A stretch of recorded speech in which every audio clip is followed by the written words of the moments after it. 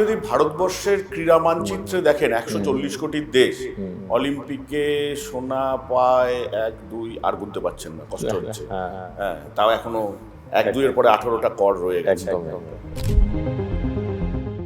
এদের পিছনে যারা আছে, ধরুন ইন্ডিয়ান হকি টিম, ধরুন আমাদের যারা শুটিংয়ে আছেন, যারা আর্চারিতে আছেন, টেবিল টেনিস বা অন্যান্য যারা আছে, অ্যাথলেটিক্স, এদের কোচদের দিকে তাকান তো, এদের ফিজিওথেরাপিস্ট কারা দেখুন তো। শুধু ইনফ্রাস্ট্রাকচার তৈরি করলে হবে না, সায়েন্স বিহাইন্ড স্পোর্টসটাকে জানা দরকার। আমাদের দেশে এই সায়েন্স বিহাইন্ড স্পোর্টস নিয়ে কাজ খুব বেশি হয় না।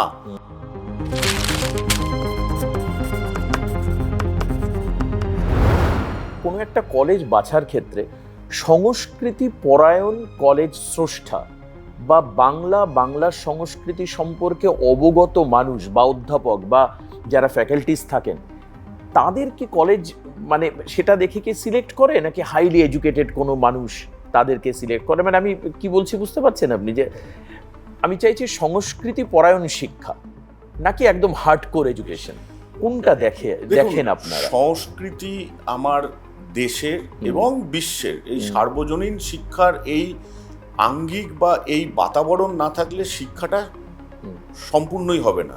এবং যদি শুধু শিক্ষার ওইটার মধ্যে দিয়ে যাই, তাহলে রবীন্দ্রনাথের কথায় বলতে হবে, শিক্ষাকে আমরা বাহন করিলাম।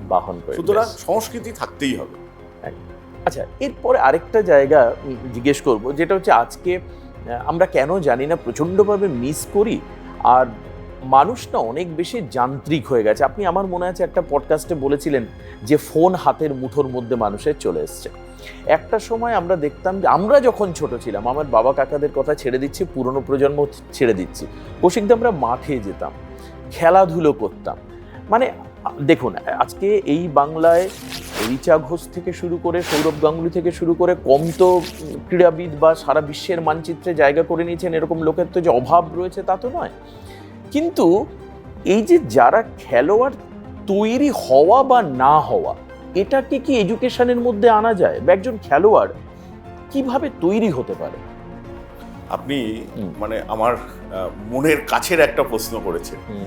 সেইটা হচ্ছে, এবং সেটা আমার মনের নয়, আমাদের টেকনো ইন্ডিয়া গ্রুপের কর্ণধার শ্রী সত্যম রায়চৌধুরী স্যার, যার সঙ্গে আমি গত 15 বছরের বেশি সময় ধরে কাজ করছি, স্যারের এটা খুব মনের কাছের জিনিস। এবং সেইটার থেকেই উনি এই খেলাধুলাকে উনি অঙ্গাঙ্গিকভাবে শিক্ষার একটা অংশ বলেই মনে করেন। এটা আর কো কারিকুলার অ্যাক্টিভিটি নয়, it's a part of the curriculum. তো সেইখান থেকে আমরা স্যার আমাদের তৈরি করছেন Netaji Subhas university of sports and entrepreneurship, চুঁচুড়াতে, যেটা ওনার হোম টাউন, সেখানে। এবং এই ইউনিভার্সিটিটা আপনি জানলে খুশি হবেন যে ভারতবর্ষের মধ্যে প্রথম প্রাইভেট স্পোর্টস ইউনিভার্সিটি। আমাদের রাজ্যে তো প্রথমই, আমাদের রাজ্যে তো স্পোর্টস ইউনিভার্সিটি ছিল না, কিন্তু ভারতবর্ষের অন্য কয়েকটি রাজ্যে সরকারি স্পোর্টস ইউনিভার্সিটি আছে।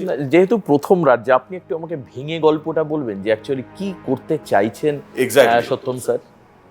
দেখুন, আপনি যদি ভারতবর্ষের ক্রীড়া মানচিত্রে দেখেন 140 কোটির দেশ, অলিম্পিকে সোনা পায় 1-2 আর গুনতে পারছেন না, কষ্ট হচ্ছে। হ্যাঁ, তাও এখনো 1-2 এর পরে 18টা কর রয়ে গেছে। তো ইভেন যারা সাকসেস পাচ্ছেন, আপনি যদি দেখেন সরকার থেকেও কিন্তু অনেক ইনফ্রাস্ট্রাকচার তৈরি করা হচ্ছে এবং আগামী দিনেও হবে। কিন্তু এদের পিছনে যারা আছে, ধরুন ইন্ডিয়ান হকি টিম, ধরুন আমাদের যারা শুটিংয়ে আছেন, যারা আর্চারিতে আছেন, টেবিল টেনিস বা অন্যান্য যারা আছে, অ্যাথলেটিক্স, এদের কোচদের দিকে তাকান তো, এদের ফিজিওথেরাপিস্ট কারা দেখুন তো। আমি যদি সব বিদেশি, ত্রিপুরাতে দীপা কর্মকার, হ্যাঁ, তার মাস্টারমশাই অবশ্য আমাদের দেশীয়, উনি ওখানে শিলিগুড়ির রিচা ঘোষ।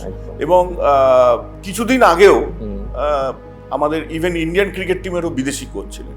তো আপনি যেটা দেখবেন, যেটা আমাদের স্যারেরও যেটা হয়েছে, মানে আপনি যেটা বলছেন তাতে আমার প্রশ্ন করতে, আপনারা কি তাহলে কোচিং এর ক্ষেত্রে এরকম কোন একটা ফান্ডামেন্টাল একটা তৈরি করছে? ভালো মাস্টারমশাই তৈরি হওয়া দরকার। শুধু ইনফ্রাস্ট্রাকচার তৈরি করলে হবে না, সায়েন্স বিহাইন্ড স্পোর্টসটাকে জানা দরকার। আমাদের দেশে এই সায়েন্স বিহাইন্ড স্পোর্টস নিয়ে কাজ খুব বেশি হয় না।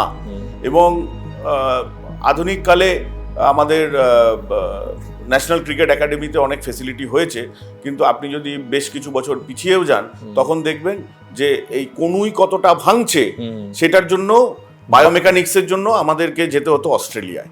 আমাদের এত বড় দেশে সেটা ছিল না।